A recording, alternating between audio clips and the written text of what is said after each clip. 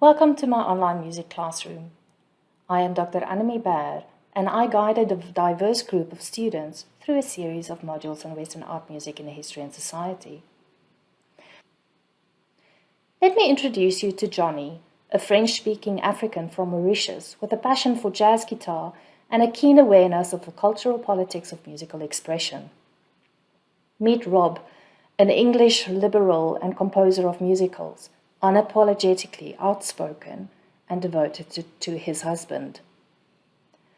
Trisha is an Afrikaans-speaking opera singer, learning to navigate a world where truth is elusive. And Kabelo, an accomplished amapiano artist from Soweto, questions the relevance of Bach and Mozart. The diversity is palpable, mirroring the globalized world we inhabit, and each student, including myself, brings a unique perspective to the topic of Western art music.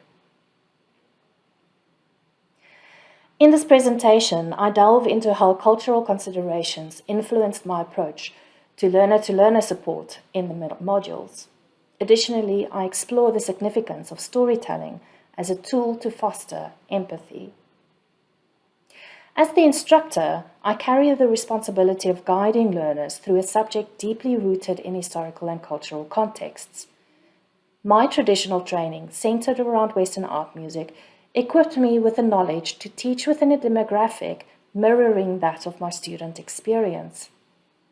However, the reality is different, and through readings in decoloniality, I've become acutely aware of the epistemological injustices within my musical training.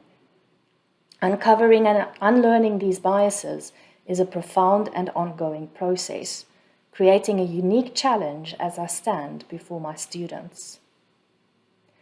Traditionally, the assumption in teaching environments was that the burden of knowledge transmission rested solely on the lecturer. However, the theory of connectivism introduced a paradigm shift, moving the focus from content to the importance of networks in learning. This theory replaces the instructor's task of imparting knowledge with one of guiding learners to discover and navigate existing networks. The focus turns to learning along with students, understanding how to ask questions, and accompanying them on the journey of finding answers for themselves.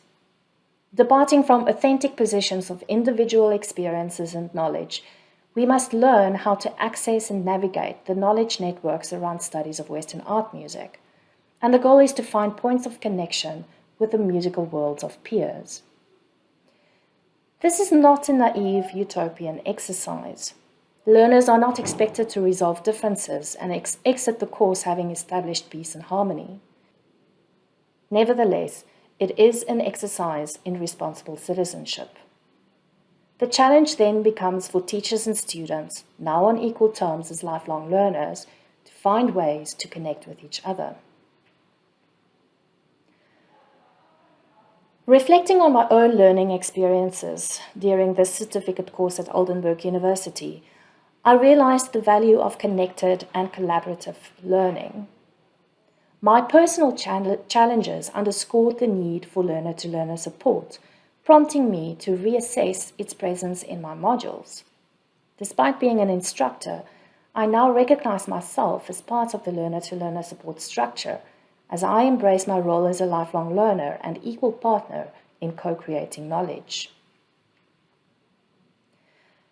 Incorporating empathy into online education is crucial, especially in a post-COVID world where societal traumas and digital migration redefine human interaction.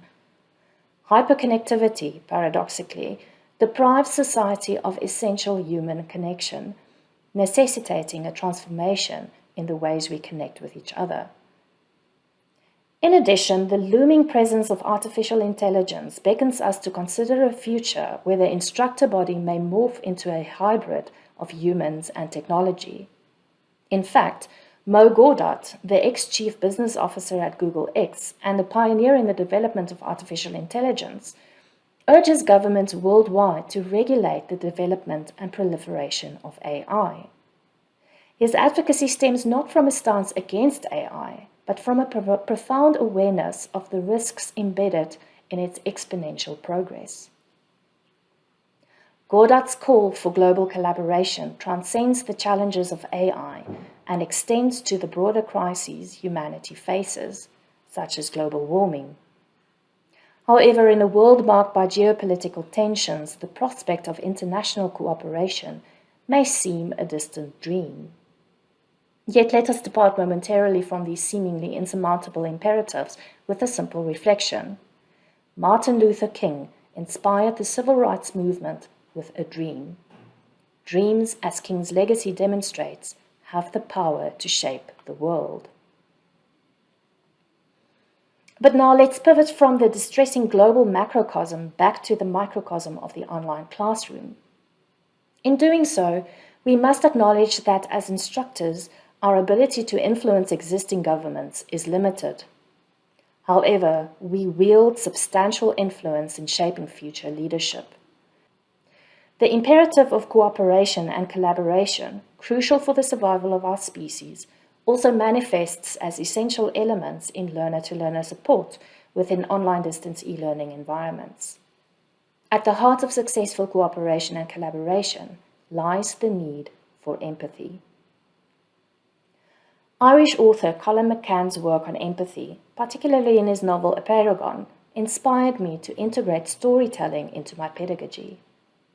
Encouraging students to approach history as a mode of storytelling, I use the feminist term her story to highlight the biased nature of historical narratives. Her story is a wordplay on the idea of history as being his story. Feminists use history to challenge the patriarchal values that have shaped the construction, consumption, and understanding of history for centuries. Two fundamental questions guide our exploration. Who is telling the story, and whose stories are being told? Storytelling thus operates initially as a theoretical interpretative methodology. To bridge theory and practice, I experimented with strategy, letting learners present each other's assessment activities, mostly essays, during synchronous online discussions. This exercise encourages learners to embody the role of a historian, fostering self-awareness in their storytelling. The presenting peer faces the challenge of translating the narrative into their own words, cultivating the cognitive component of empathy. The progression of the strategy, building along with the module level, involves presenting the story without personal opinions on the first level. Learners develop the skill to mirror the narrative faithfully, focusing on understanding and taking the perspective of another person. As this skill grows, the affective component of empathy comes into play. Presentations progress to include compliments and critiques, responding with compassion to another person's narrative. In conclusion, this transformative journey in online music education emphasizes the interconnected roles of cultural considerations, empathy, and storytelling. The challenge is to create an environment where learners actively engage with diverse perspectives, fostering responsible citizenship and collaborative knowledge creation. As we navigate the digital landscape, the power of empathy and storytelling becomes not just a pedagogical tool, but a societal imperative. Thank you for joining me on this exploration of transformative pedagogy in the digital age.